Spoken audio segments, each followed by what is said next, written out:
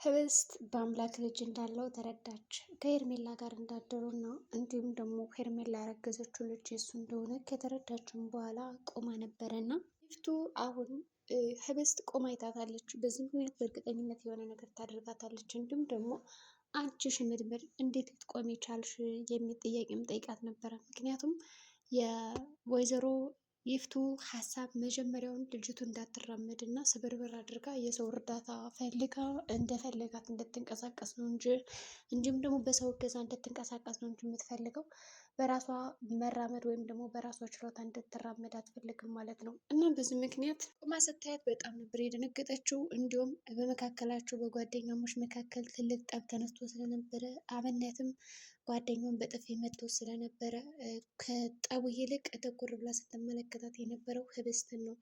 ስለዚህ አሁን ታፈሱ ሌላ ችግር ሊገጥማት ይችላል። እንዴት ልትቆም ቻለች? የምሰጣት መድኃኒት እኮ በጣም ኃይለኛ ነው። ስለዚህ እየሰጠሻት አይደለም ወይ ወይስ ምንድን ነው? እንዴት ነው የተነሳችው ብላ ልትጠይቃት ትችላለች ማለት ነው። ከጠየቀቻትም በኋላ ብዙ ነገሮች ሊያደርጉላት ይችላሉ። በሌላ በኩል ደግሞ አሁን ላይ ያለው ነገር በጣም ከአቅሟ በላይ እየተስፋፋ እንዲሁም ደግሞ እየከበደ መጥቷል ማለት ነው። ህብስት ምንም እንኳን አሁን በአምላክ ቢወዳት እና ቢያፈቅራትም በአምላክ ግን እሷ እንድትቀርበው እያደረገ አይደለም። በራሷ በኩል እንድትሸሸው እና እንድትርቀው እያደረገ ጥሩ ያልሆኑ ነገሮችን እየተናገረ እንዲሁም ደግሞ ጥላቻ ወይም ደግሞ እንድትጠለው እያደረገ ነው ያለ በዚህ ሁኔታ ማለት ነው። በዚህ ሁኔታ ውስጥ ሆና እሷም እንግዲህ ችግር የለውም የሚለውን ነገር እየያዘች እና እየተናገረች ነው ያለችው። ሌላው አሁን ላይ ደካማ ጎኑ ምን እንደሆነ ተረድታለች ሄርሜላ። ደካማ ጎኑ ህብስት እንደሆነች ካወቀችም በኋላ ማድረግ ያለባት ነገር ምንድን ነው? ለጓደኛዋ እኔ ላንቺ ብዬ ነው ከዚህ ቤት የምመላለስ እያለች ሰበብ እየደረደረች እንዲሁም ደግሞ በተለይ ደግሞ ከህብስት መኝታ ክፍል ሌሊት እንደሚመጣና አይቷት መሄድ እንዳለበት እንዲሁም ደግሞ ሰላም ብሏት እንደሚሄድ እርግጠኛ ስለነበረች በዛ ሁኔታ እየጠበቀችውም ነበረ። ከዚህ ጋር ሁለቶች ሴቶች በአምላክን ሲጠብቁት ነበረ።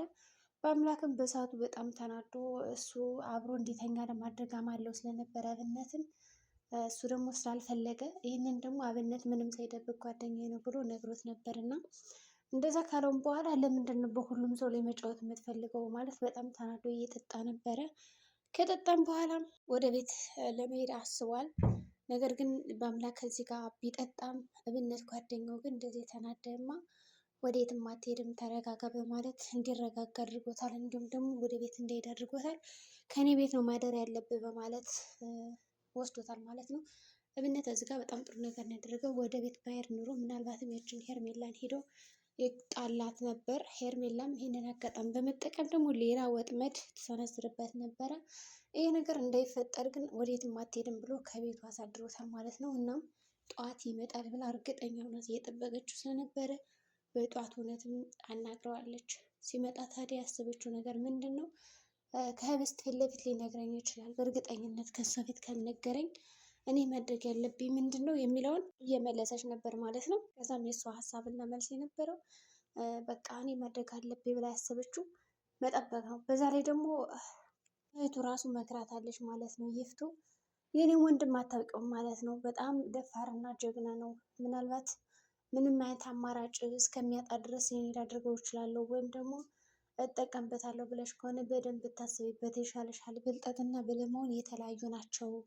ስለዚህ በአምላክ ከፈለገ ምጥሽ መጥቶ ራሱ ጥሎሽ ሊሄድ ይችላል ካልወደደሽ እያለች ስትነግራት እና ስታስፈራራት ነበረ። በእርግጥም ይፍቱ ያለቻትን ነገር ያው እሺ ብላ ድምዳሜ ላይ ደርሳለች። ሌላው አቶ አለም ወጣ ብሎ ከቤት አድሮ ነበረ።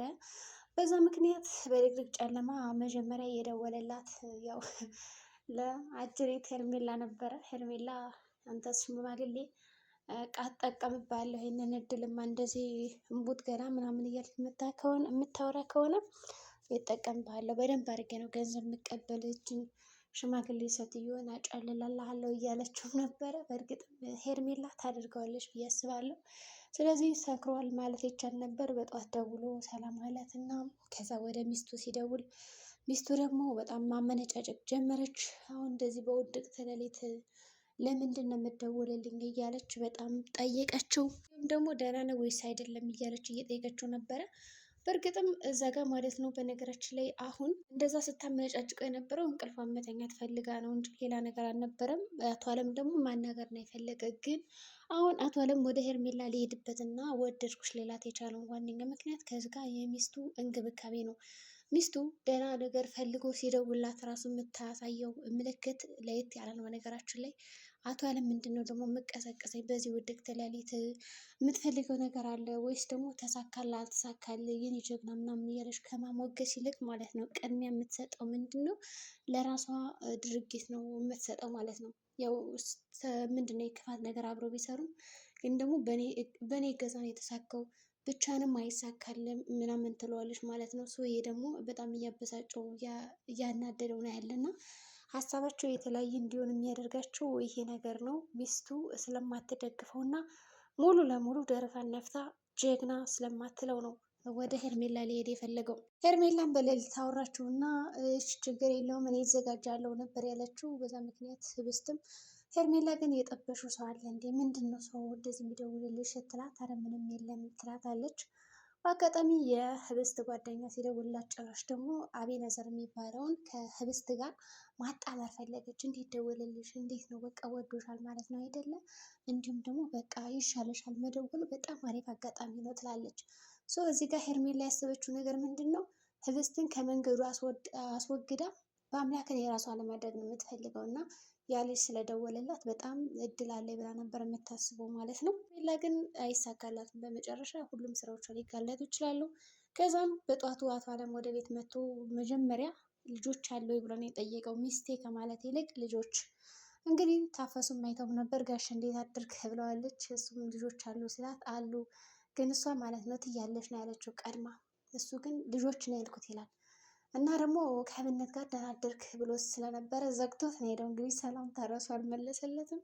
ምንድን ነው እንደዚህ የሚያወጣጠር ሰላም ብትለኝ ምን ችግር አለው እያለውም ነበረ። ግን ደግሞ በአምላክ ጥሎት ነው ሄደ። ወደ ውስጥ ከሄደ በኋላ በጧቱ አወራቸው። ቁርስ ይቅረብ ምናምን ስትለው አልፈልግም ይላል። ምነግር ነገር አለ በአምላክ እኮ የልጅ አባት ሊሆን ነው።